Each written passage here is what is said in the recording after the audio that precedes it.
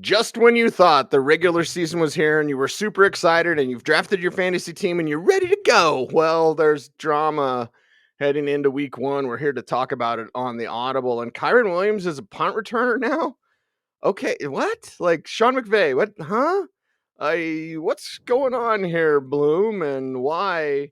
I believe it was Dr. Gene Bramall. Uh-huh. Love him. Mhm. Got Blake Corum last night, and I was like, I see what you're Mm. doing, Doc. I see Mhm. what's going on there. What's going on with Kyren Williams returning punts? If anything, Cease, this just reacquaints us with the uncertainty around Kyren Williams that started the moment that they drafted Blake Corum in the 3rd round. And as a larger picture, the drama, we actually had a relatively drama-free summer when it comes to injuries, when it comes to things that shake up our fantasy draft boards. But there are some ongoing situations that seem to be getting more complicated, or at least more real. And this Kyren Williams thing was always real, and the punt returner thing just adds emphasis to it, right? It could be that Sean McVay, as many people say, loves Kyren Williams, wants to give Kyren Williams as many ways as possible to influence the game. But, I don't think of this as when someone like Tyreek Hill or Odell Beckham returns punts. It isn't like you're putting Kyren Williams back there to return punts because he can flip the field, because he can change the game. Maybe it's a sign that he feels like he can give him more opportunities to affect the game, or at least help the team, because Blake Corum is going to take more of the work off of his plate and make this closer to a 50-50 committee. Maybe not a 50-50 committee, but closer to a 50-50 committee. Now, Kyren Williams is a 65% of the workload back, can return that 3rd round, 2nd round value. Maybe not greatly exceed it, but can return it. But if Blake Corum is pushing this closer to a 50-50 committee, if Blake Corum, who is one of the best short yardage runners in the league, if he's getting the goal line carries, if it's more than just a drive, every 3rd drive or something like that, problems if you took Kyren Williams. So I don't think you should be reacting to this punt returner news. I just think it makes you even more confused about what to do. And in the end, I think, Cease, I would refer back to, I've said this a couple times on the show this week, Jordan Rodriguez, who's one of the best beat writers out there. Yes. And she understands that we as fantasy analysts, as fantasy players, are poring over every word every beat writer puts out there. And Cease, I've also referred to you as like our on-air and off-air banter has changed as the league has tightened up, right? Mm-hmm. Yep. You've had to adjust to a lot of rules. And I was just quoting you yesterday when you say something like, I can't talk about what goes on in practice, but if I could talk about what goes on in practice, I might talk about this thing. I'm not saying that this is happening at practice, right? You have to walk this tightrope now, because everything is being listened to and being critiqued from the team point of view, whether you're giving anything away or going against the rules. So Jordan Rodriguez just said, at the beginning of camp, Blake Corum was running with the 2s, and then during camp, he started running with the 1s, along with Kyren Williams.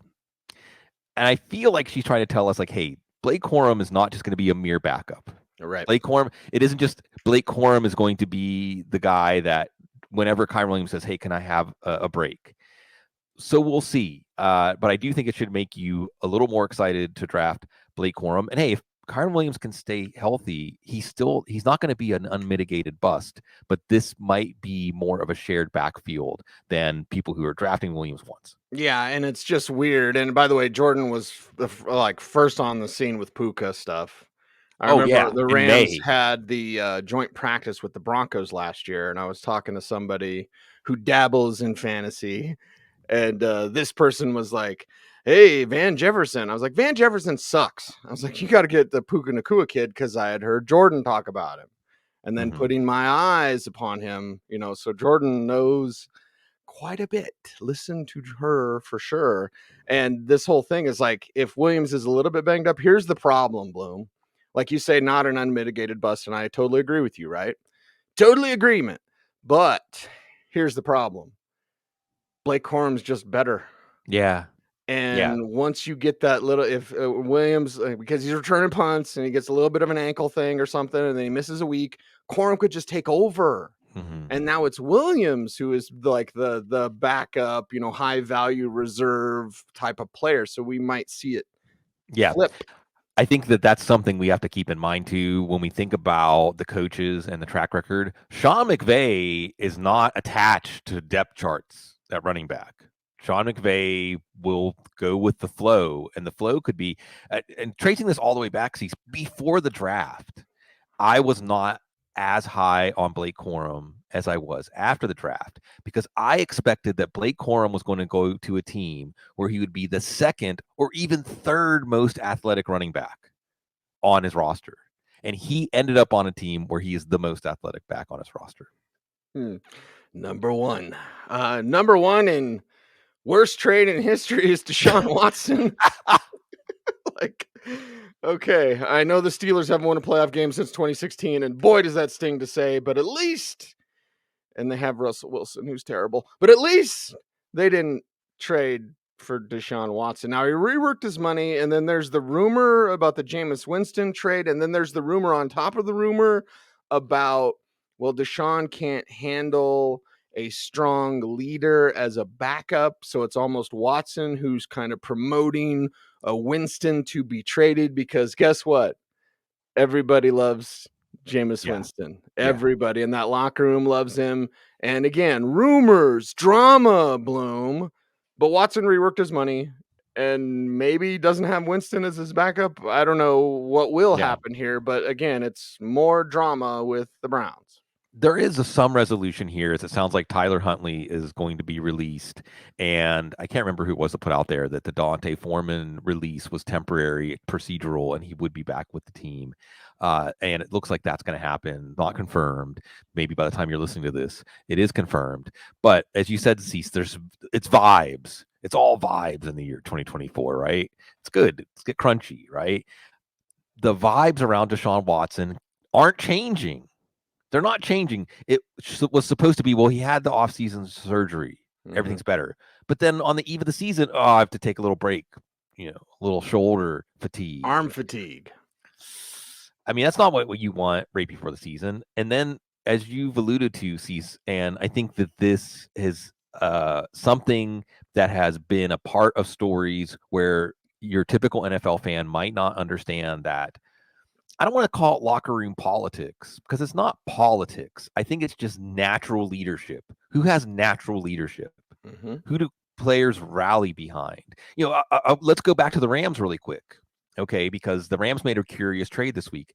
Ernest Jones, who has been a very solid linebacker, still playing on a rookie contract, okay? In IDP leagues, he was a consequential player. And the Rams, he was the green dot linebacker for their defense. And the Rams traded him to the Titans for a pick swap of a 6th and a 5th round pick. Nothing. They traded him for couch cushion change. Right. Why did they trade him? Because it's a net loss to the team. I mean, he's a good player. He's a good enough player to start for them. And even if he would just be relegated as depth, what's the win here for the Rams? And the way the story goes is Jones is a captain. He was probably about to lose his job. They have a undrafted rookie, Omar Spates, I'm not sure how to say his name, out of LSU, who has been a sensation. And I don't think he's going to start out starting. I think it's going to be Troy Reeder and Christian Rosenboom. But eventually, I think Spates is the guy that they expect to take over the role that Jones had. And the idea is that it would cause locker room problems if you had a captain not playing. You had a captain that was going to have to sit. And I think some of that kind of stuff. Now, is Sean McVay overthinking it? Maybe. But Sean McVay, we have to look at his track record with the Rams at this point and say, I think he understands these kinds of things and how they affect the team. And I think to say that this is in play for Cleveland, absolutely it is. And to say that, see, you've been saying this, and I really want to highlight this. I don't think folks understand this is the make or break year for Watson in Cleveland. And because they'll eat the money. The way the Broncos treated Russell Wilson, that's open Pandora's box. Yeah. Okay, it stings. It sucks. People are going to make fun of you. They're all going to laugh at you. Yeah. But you're going to eat the money. Yeah, and it's looking a lot more like break than make right now. You calling your shot, right? Well, I'm just looking at vibes, Cease, reading the vibes. Yeah. I mean, isn't that always what we've been doing as fantasy analysts? Let's just pull back the veil. It's been vibes all along. Yes. Forget analytics, forget data, forget nerds. Just get crunchy, baby. Yeah. Right? Let's introduce that to fantasy football. We may be the only ones that do that. Yeah. It's fine. It's totally fine. I'm so proud of Gerard Mayo. First off, I love him. Maybe not in like a, Raheem Morris, the way I appreciate Raheem, or Jonathan Gannon, right? There's some coaches out there. Certainly I don't love anyone as much as I love Howie Roseman. But like Gerard Mayo just went against Robert Kraft and named Jacoby Brissett the starter. And Drake May has gotten better, okay? Like the beginning of preseason, things change, new information, when Javante's fat and sluggish, he's looking like he might get cut. When he's in shape and it's got a little more burst, he's looking like a part of a committee.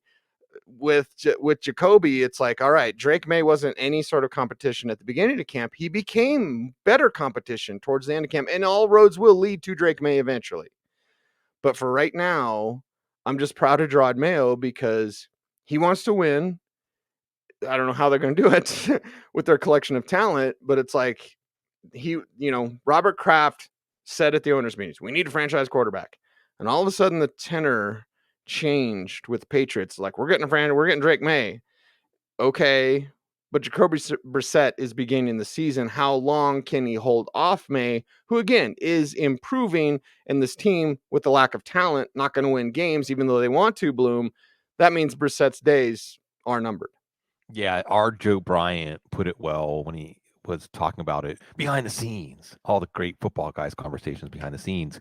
It basically something to the effect that the team's going to be really bad, and putting Drake May out there at the beginning of the season means he might have to take responsibility for that. He may own that failure, which isn't fair to him. But if the team is really bad for 5 or 6 weeks, and then Drake May goes out there, it's like, okay, well, it's a learning experience for him. I think that's part of this. I think some of it is we've talked about imprinting. And Matt Waldman in that same discussion brought up, like, hey, preseason and looking good in the preseason is a little bit different than week 1 against Cincinnati Bengals. Mm-hmm. There's your defense for week 1, by the way. Cincinnati, that's your defense. Or unless you want to say Seattle against Denver Seas. I don't know, that's for our preview show. Yes. Coming up next week, Wednesday. And I do think that this is the right decision. And I don't care if Drake May was a savant in the preseason and looked like he was ready to walk on water. You need, at the very least, to try some different combinations on this offensive line to see where the biggest flaws are, to put Drake May in a situation. See, so I compared it to Frogger on impossible mode. That's what you're asking Drake May to do. And then we know from other young quarterbacks put out there in situations like this that they get bad habits, that their thinking gets sped up, that they're more emotionally skewed because they're expecting, Sam Darnold said, seeing ghosts. We don't want Drake May to see any ghosts. We want to see him become the best quarterback he can possibly be. It's in all of our interests. So let's do that by not throwing him to the wolves in week 1. Yeah, and that's almost unfair to Jacoby Brissett because he's the one that's thrown out there. Yeah. And it's like, Drake May can learn from Jacoby Brissett. Yes. I'm still stubbornly holding on to the chance of, like, just somebody give him a shot. Give him a Geno Smith shot and see. And he's not really going to get it. So. Yeah. There you go. I hate to date the show like this, even though it's going to be out a little bit later today, Bloom, but like, what's up with Brandon Aiyuk? Because medically he's cleared. John Lynch is not real happy talking about him. I'll just say that. So, like, all right, is something going to get done? From what I know, the deal with the Steelers is still in place. It's been agreed upon. It's just the 49ers don't want to do it yet. Yeah. I don't know. And we got to talk about this together with the Trent Williams situation, and maybe even just the fact that Brock Purdy is going to be up for a deal soon. So let's start with Aiyuk. Hold-ins. They changed the CBA this time around so that holdouts are greatly penalized. Ask Hassan Reddick. Hassan Reddick has not. Notice how we're not even caring about that. We're not talking about that, even though, yes, Hassan Reddick still not ready to play for the Jets, bringing up like $5 million in fines or something like that. So Brandon Aiyuk, by doing the hold in, not accruing fines. Okay, that's fine in training camp. But now we're officially we've crossed the threshold to preparation for week 1. Okay, even though we think of it as coming with actual week 1, now we're starting to do week 1 preparation, and Brandon Aiyuk is still not there. So the question is, how does this hold-in model fall apart? He's not going to get a game check if he's not playing. I don't care if he shows up at the meetings and lifts weights and does whatever. If he doesn't play, he doesn't get a game check. So how does that work? I think we're in uncharted territory here. But the complicating factor is Trent Williams is also holding out. He's holding out. He's just, I'm not going to play until I get more guaranteed money. He's the best offensive tackle in the game. He's the most important player in this offense. More important than Brock Purdy. The numbers show it definitively. So they have to figure out this Trent Williams situation. The rumors, drama. The word is that Nick Bosa, that way that went, and remember, Bosa signed on the eve of the season, basically, that the 49ers didn't like how that turned out. They felt like they took the L on that. Mm-hmm. Well, hey, you're going to take a lot of L's on the scoreboard if you don't get this worked out. So, I think that it's uncharted territory. We don't know. You're now seeing Aiyuk fall into the 4th round of fantasy drafts. I don't know if that means you're going to see a corresponding jump for Kittle and Samuel, and it shouldn't, because if Trent Williams isn't out there, it won't matter. It won't make a difference anyway. So, yeah, the 49ers, the last thing I said about this yesterday is that the sound of the Super Bowl window closing? Did it already close and we're just realizing it right now? Yeah, well, get your money right. Get your money right and keep your guys together. And the Trent Williams thing, I think, is more impactful than Brandon Aiyuk. Much more. Yes, because he's not only the best tackle in the game, he's the best tackle in NFL history. Right. One of the best. And the numbers, the efficiency numbers are shocking with and without Trent Williams. This goes from one of the best offenses in the league to mediocre or even subpar. Well, the reason why you can take kind of an average skilled quarterback, all due respect to Brock Purdy or Jimmy Garoppolo or whoever, but this offense raises the level of the quarterback by like 1. Like he plays over what he can naturally. With Trent Williams, it's like 3. It raises the level by 3. Yeah. He's dominant. Yeah. Pay him. Dominant. Yeah. Give him what he wants. Yeah. There's always money. You got to figure it out. Well, especially with all this private equity money that's going to be coming in, right? Am I right? Am I right? Well, there's always money unless you're Cincinnati, I guess. I don't know.